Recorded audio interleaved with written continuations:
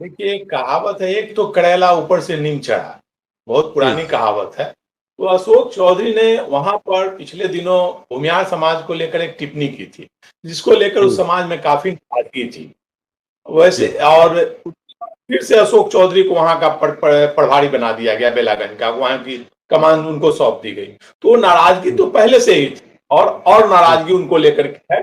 और ऐसे भी देखा जाए तो बिहार में पिछले 15 चुनाव के बाद से विधानसभा जी। चुनाव में तो बीजेपी के अपर कास्ट वोटर है, उसमें 50% नीतीश कुमार से नाराज चल रहे हैं। वो वोट नीतीश जी को नहीं देते हैं, 15 में भी नहीं दिया, 20 में भी नहीं दिया, जहां भी होता है चुनाव वो नीतीश जी के जी। कैंडिडेट को नहीं देते हैं। और इस बार उसकी संख्या ज्यादा है, क्योंकि पहले तो विकल्प नहीं रहता था कि किसको वोट दे। इस बार प्रशांत किशोर के रूप में एक विकल्प मिल रहा है अपर कास्ट को। तो वो मुझे लगता है अपर कास्ट वोट वहां प्रशांत किशोर को कर सकते हैं। अगर करेंगे तो प्रशांत किशोर लड़ाई में आ जाएंगे। और नहीं, अगर आप अपर कास्ट वोट अगर आरजेडी को कर देते हैं तो आरजेडी जीत जाएगी, क्योंकि वहां पे भूमियार वोट आरजेडी को करते रहे हैं। सुरेंद्र यादव नहीं, सवाल सवाल यह भी है सर कि जेडीयू की साख भी दांव पर लगी हुई है, जेडीयू की प्रतिष्ठा भी दांव पर लगी हुई है। और जो सवाल है, स्पेशल सवाल, मतलब विशेष रूप से हमारा सवाल अशोक चौधरी को लेकर है। अशोक चौधरी का एक बयान, और उस बयान के बारे में ये संभावना जताई जाती रही है, अंदेशा रहा है कि वो बयान बेलागंज उपचुनाव में जेडीयू को भारी नुकसान पहुंचाएगा। ऑफ द रिकॉर्ड जेडीयू के बड़े बड़े नेता भी इसको स्वीकार करते रहे हैं। क्या वाकई खामियाजा भुगतना पड़ेगा जेडीयू के उस बयान का? और अशोक चौधरी प्रचार कर रहे हैं, बेलागंज में अशोक चौधरी प्रचार कर रहे हैं, तो चुनाव परिणाम का असर भी जेडीयू के अंदर भी होगा क्या? अगर चुनाव जेडीयू हार जाती है तो ठीकरा अशोक चौधरी के सर पर भी फूटेगा क्या? उनके बुरे दिन शुरू हो सकते हैं क्या जेडीयू में? देखिए, एक कहावत है, एक तो करेला ऊपर से नीम चढ़ा। बहुत जी। पुरानी कहावत है। तो अशोक चौधरी ने वहां पर पिछले दिनों भूमियार समाज को लेकर एक टिप्पणी की थी, जिसको लेकर उस जी। समाज में काफी नाराजगी थी। वैसे जी। और फिर से अशोक चौधरी को वहां का प्रभारी बना दिया गया, बेलागंज का, वहां की कमान उनको सौंप दी गई। तो नाराजगी तो पहले से ही थी, और जी। नाराजगी उनको लेकर के है। और ऐसे भी देखा जाए तो बिहार में पिछले 15 चुनाव के बाद से विधानसभा जी। चुनाव में तो बीजेपी के अपर कास्ट वोटर है, उसमें 50% नीतीश कुमार से नाराज चल रहे हैं। वो वोट नीतीश जी को नहीं देते हैं, 15 में भी नहीं दिया, 20 में भी नहीं दिया, जहां भी होता है चुनाव वो नीतीश जी के जी। कैंडिडेट को नहीं देते हैं। और इस बार उसकी संख्या ज्यादा है, क्योंकि पहले तो विकल्प नहीं रहता था कि किसको वोट दे। इस बार प्रशांत किशोर के रूप में एक विकल्प मिल रहा है अपर कास्ट को। तो वो मुझे लगता है अपर कास्ट वोट वहां प्रशांत किशोर को कर सकते हैं। अगर करेंगे तो प्रशांत किशोर लड़ाई में आ जाएंगे। और नहीं, अगर आप अपर कास्ट वोट अगर आरजेडी को कर देते हैं तो आरजेडी जीत जाएगी, क्योंकि वहां पे भूमियार वोट आरजेडी को करते रहे हैं। सुरेंद्र यादव का पर्सनल रिलेशन है वो भूमियार समाज से। वहां देखा जाता है अनंत सिंह और सुरेंद्र यादव का एक रिलेशन है कि अनंत सिंह के बेटे की शादी होती है तो उस पर अभिभावक में नाम छपता है अनंत सिंह का, और अनंत सिंह के परिवार में शादी होती है तो सुरेंद्र यादव का नाम छपता है। दोनों में इतनी गहरी दोस्ती है। और अनंत सिंह जदयू के रहते हुए भी वहां पे सुरेंद्र यादव के लिए पक्ष में वो काम करते हैं। जी। तो उनसे पूछा भी कि कौन सीट जीतेगा आरजेडी, तो एक ही सीट जीतेगा, बेलागंज। जी। तो ये तो भूमिहार समाज किधर जाता है सारा डिपेंड भूमिहार समाज पे करता है। वहां का भूमिहार समाज कहिए या अपर कास्ट, तो सारी जी। लड़ाई यही हो। और तीनों दलों की प्रतिष्ठा दांव पर लगी हुई है। नीतीश जी के साथ अगर अशोक अशोक चौधरी अशोक का मामला है, मुझे लगता है जी। कि अशोक चौधरी को लेकर के पार्टी में भी अभी उनको जब वहां भेजा गया तो उस बात को लेकर के पार्टी के अंदर लोगों ने कहा कि क्यों उनको भेजा गया है। मतलब ऑफ द रिकॉर्ड सभी लोग तो बहुत ही गलत हुआ, ऐसे ही नाराज थे और फिर उनको भेज दिया गया है। अब देखना है कि अशोक चौधरी वो सीट निकाल पाते हैं। अगर निकालेंगे तो क्रेडिट उन्हीं को जाएगा कि भाई अशोक टिकट चौधरी में। ने चुकी।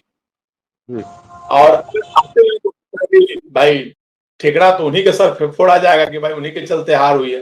लेकिन एक मैसेज जरूर जाएगा, आप जान लीजिए कि बेला के चुनाव में अगर जदयू हारती है और उनको वोट पता चल जाता है कि किस बूथ पर किसको वोट बोला, किस कास्ट के वोट बूथ पर कहां किसको वोट मिला, तो एक संदेश जाएगा कि भाई अपर कास्ट वोट नीतीश को देंगे कि नहीं भाजपा के साथ रहने पर।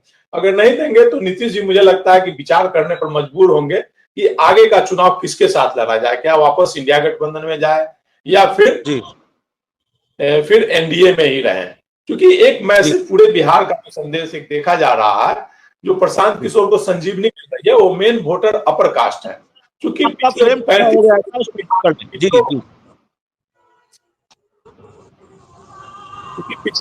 वर्ष बिहार में पिछड़ा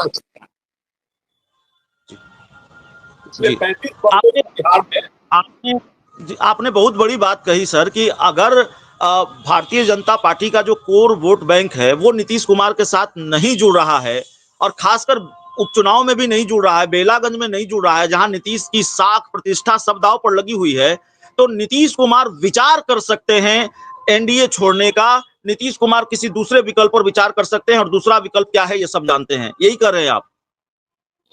जी निश्चित तौर पर अगर उनको वोट नहीं मिलेगा, नीतीश जी का वोट तो ट्रांसफर हो जाएगा बीजेपी को, लेकिन बीजेपी का वोट अगर नहीं ट्रांसफर होगा, जैसे 20 के चुनाव में हुआ था, जो बीजेपी के वोटर थे वो नीतीश को नहीं, जहां बीजेपी के कैंडिडेट थे वहां अपर कास्ट ने वोट दिया, लेकिन जहां पर नीतीश के कैंडिडेट वहां उन्हें अपर कास्ट वोटर ने नीतीश जी को वोट नहीं दिया, इसलिए नीतीश जी तीसरे नंबर की पार्टी हो गए।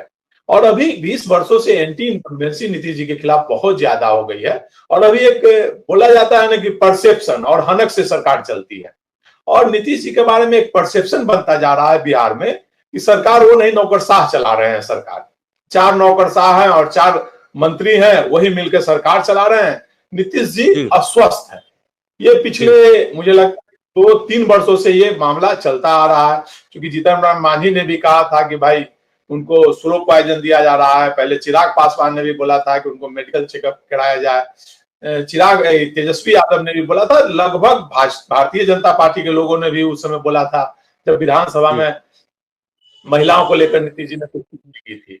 तो ये बात पूरे बिहार में जन जन में चर्चा का विषय है कि नीतीश जी अस्वस्थ हैं। जिस प्रकार से लंका दहन के दिन उन्होंने तीर कैसे बच्चे की तरह फेंक दिया, किस प्रकार से उन्होंने यहाँ पे ये आर.के. सिन्हा का पांव पकड़ लिया, का पांव पकड़ लिया, प्रधानमंत्री नरेंद्र मोदी का पांव पकड़ लिया, अधिकारियों के पांव पकड़ने के लिए चल पड़ते हैं, किसी तरह से रोका जाता है कि मुझे जल्दी काम कर दीजिए, पांव पकड़ते हैं। तो ये एक बोला जाता है कि भाई अस्वस्थ है और नौकरशाही सरकार चला रहे हैं, तो ये परसेप्शन बनता जा रहा है। और अगर ये परसेप्शन बन जाएगा, जैसे नवीन पटनायक के लिए उड़ीसा में बन गया था एक परसेप्शन कि भाई अब वो सरकार नौकरशाह चला रहे हैं, उनका तो प्रधानमंत्री ने अपने संबोधन में कहा था कि उनसे अगर जिला का नाम पूछ दीजिएगा तो नहीं बता पाएंगे बगैर लिखे हुए देखे हुए।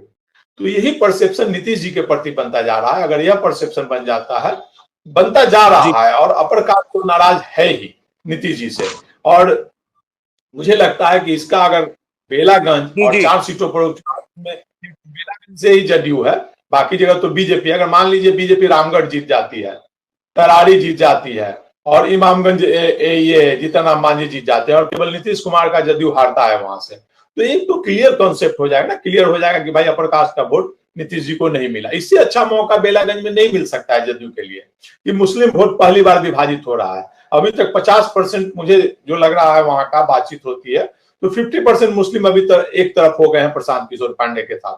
लेकिन अभी इसके बावजूद अगर जदयू नहीं जीतता है, तो मुझे लगता है कि नीतीश जी निश्चित तौर पर पुनर्विचार करेंगे गठबंधन को लेकर।